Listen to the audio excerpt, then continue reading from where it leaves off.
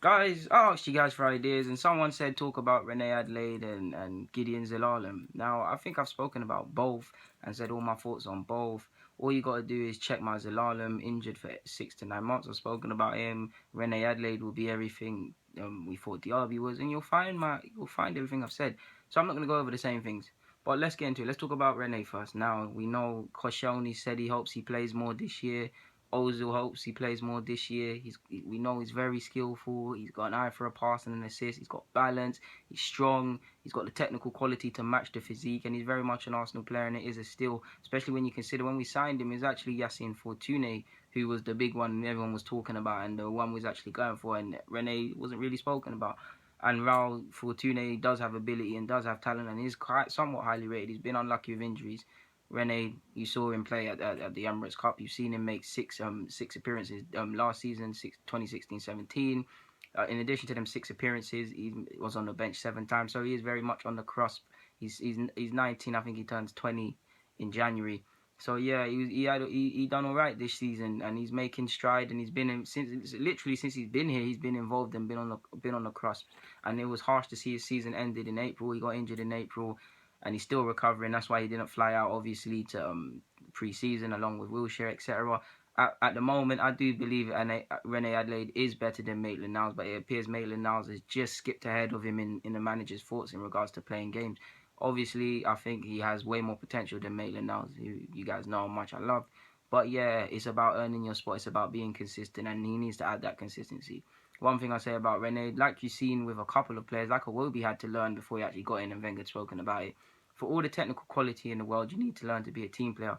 Reine Adelaide is a team player, and he does put in his shift defensively, but at times he does overrun it, or it does seem like, not, I don't want to call it selfishness, but he's been playing a bit single-mindedly in terms of taking one too many men on, or not thinking about the context of the match. Yes, we need to just win it. Yes, it's the 70th minute, just stay in position. Yes, it's the 88th minute, don't be stupid and lose the ball. These are all things that all youngsters come with, so it's not just him. I'm not just singling him out, but I have a duty to give you guys my honest opinion. It's about being a team player and being trusted, and finding that balance between being that bravado, being that spark that got you to where you actually are, got you to Lens and got you to Arsenal, and then be doing the team collective list, doing what you need for the team. Because ultimately, if you're not a team player, if you're not that good where you stand out and you be the difference maker like Alexis, you're not gonna make it at any team. So yeah, he just needs to do that. Me, I rate the guy highly. I think if we just play him, I'd love to see a bit more of him this year, whether he plays in the 10, whether he plays behind the 10, whether he plays on the left or on the right. I just like the guy. I just want to see him play, to be honest. He's someone I rate highly, someone I enjoy watching, man. Great in tight spaces, not afraid to try anything. That's the main thing I like about the guy. He's not afraid to try skills. He's not afraid to try that over-the-top pass or that pass. He doesn't play within himself, which you see some young players, they don't want to make a mistake. But at that same time, if you don't want to make a mistake, you won't be remembered. You cannot play safe at any big club where you're not going to make it. Yeah, you might become a utility man or a steady Eddie, but it's not going to happen. That's Rene done. Zelelem, his contract's up in 2018. He signed an extension. Next Cess, all of these things. He made his debut a long time ago. Last year, he made 2 appearances in the EFL Cup. I think he got 7 minutes against Forest and 10 against Reading. Then he went on loan to a second division Dutch side. I think he could have found him a better place than that. I mean, I agree on the basis that, like Crowley, it's a more technical league. He could be in a team that let it build around and develop. It's less physical and things like of that nature. But it just feels like it was a cheap loan. It wasn't really thought through, and he didn't even play that much, so it was quite wasted. We know he made 20 odd appearances for Rangers, and like Maitland-Niles at Ipswich, he was quality in the first half of the season, died out in the end. For me, I actually think that Gedion Zelelem is good enough to start right now and play, because he can dictate the pace. The physicality, he'll miss out. He'll get weights and them things there. He needs to improve that aspect. But technically, he'll hack it. I remember when he was actually technically still an under 16, under 18 player, and I watched him play for the under 21s. He went on 23s at the time, and I said this exact thing. Technically, he's there. It's just the physically. I would trust him because he knows how to dictate the tempo of a game. He knows how to pass. He knows how to do things. But if you're not looking for these things, you're not going to find it. And now you're at Arsenal, you could say the very things I just said, you could say them for many of the young players and many of the other players. He's 20, 21. He's got that knee injury. Not going to see him until the end of the year, January at best. Hopefully, if he recovers quicker, great. But he is fighting against it. Like I was trying to say before I started waffling.